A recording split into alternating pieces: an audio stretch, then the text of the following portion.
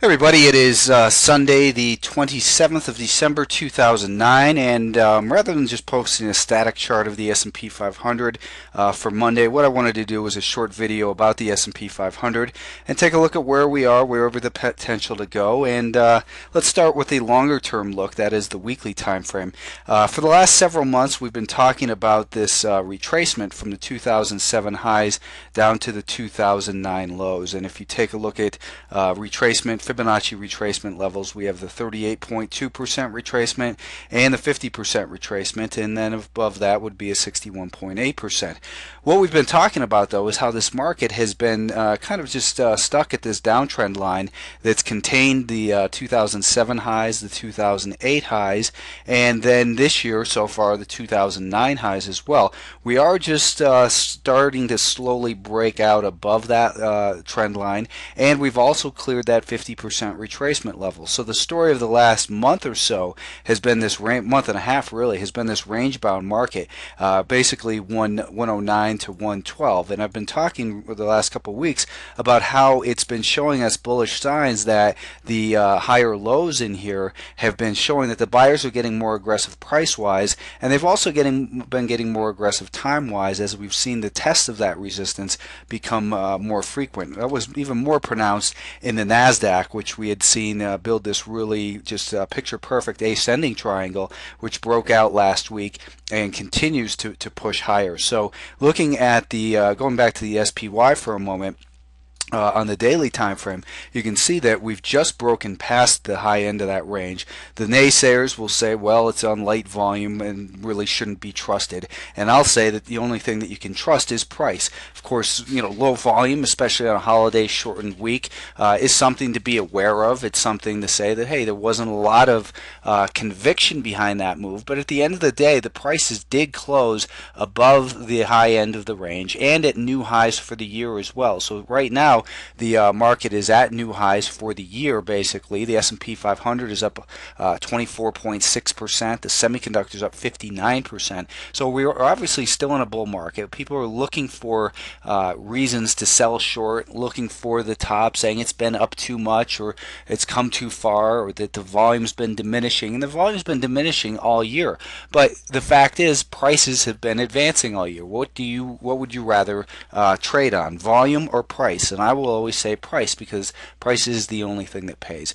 But we have the potential now that maybe this market is now headed for the next level, which is basically the 61.8% retracement, which is approximately equal as well to the level where we had the prior bigger level of support from 2006 and 2008. This level basically near about 122, where we had broken down from. So perhaps this market has another 10 points of the upside. It sounds like a lot from here, and that's another 8% or so, but 8% really isn't that much. And again, the path of least resistance is higher. The only thing you can look at here is price and say, the price is saying higher highs and higher lows. Whether you look at a weekly time frame, you look at a daily time frame, a 30-minute time frame, even a 2-minute time frame, it's higher highs and higher lows, and that's the message that remains important. So what we want to do in the S&P 500 is we want to see approximately 111.80 to 112 hold as support.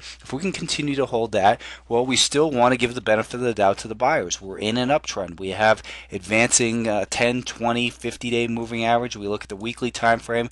We've got the 10, 20, 30, 40-week moving average, and that says the buyers are in control on all time frames. There's no reason to think that we're just going to roll off a cliff and die here for this market. That's not the way that markets top out. They undergo distribution, where we have a period of moving averages crossing back and forth. Then we start to see a pattern of lower highs and lower lows and declining moving averages. But when the longer term moving averages are still advancing, the market should be considered innocent till proven guilty. We'd seen the Russell 2000 break past some important resistance in here this past week, and now it looks like it's headed up towards about that 64.5 level that it broke down from the 2008 lows. If we take a look at just some Fibonacci off of this market as well, you can see, well, that's approximately equal to, up near 65 to 66, the 2/3 retracement of this bigger move as well. So perhaps we're headed back up towards towards that. Now, that doesn't mean the market will automatically halt there in the NASDAQ, in the Russell 2000,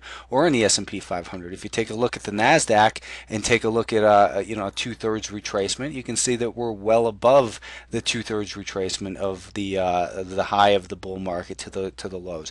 We're well beyond the 2/3 retracement, and we've got strong leadership from the semiconductors here.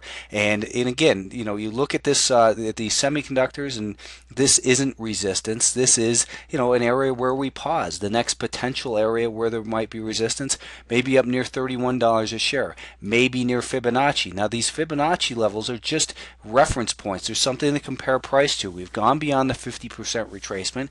Perhaps we're headed up towards the 61.8% retracement near 31.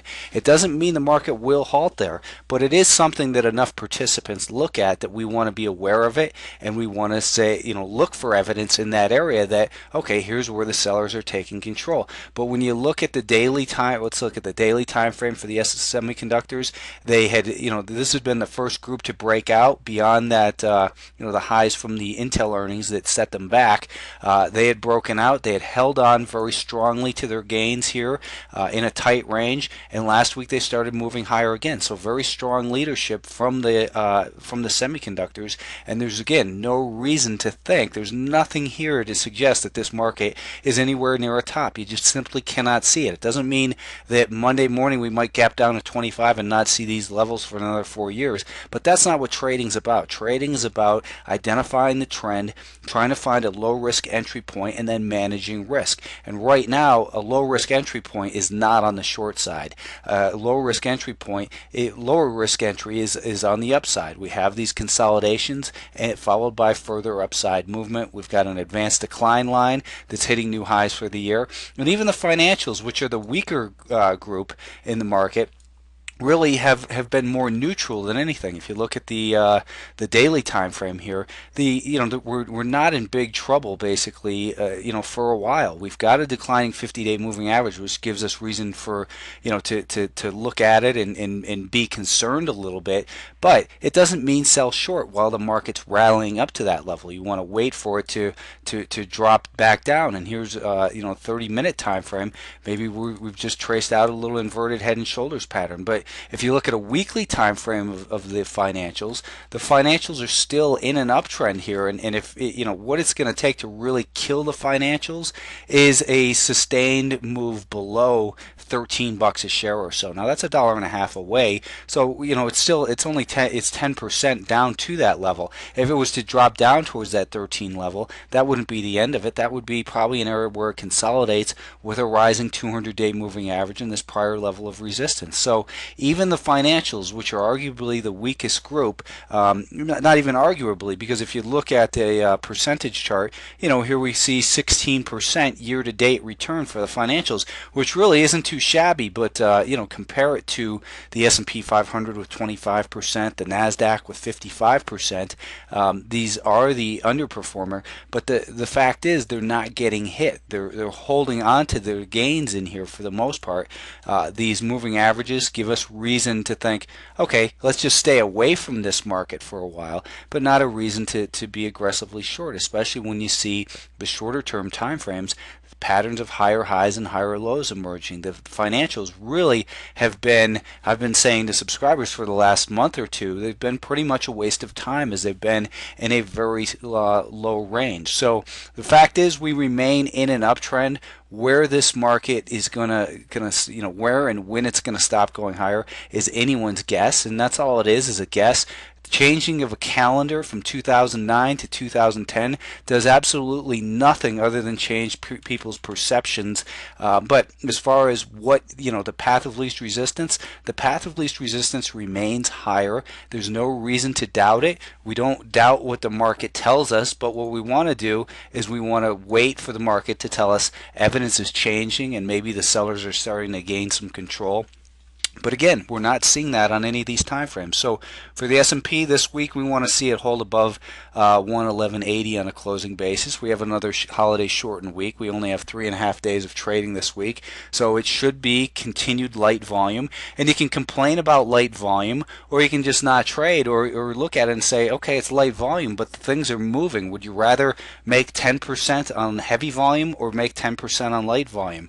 Does it, does it matter if the volume is light if you lose 10%? Of course not. It still sucks to lose 10%. So the fact is, pay attention to price. Prices are moving higher. We're in a bull market, and nothing here is indicating that that's about to change anytime soon.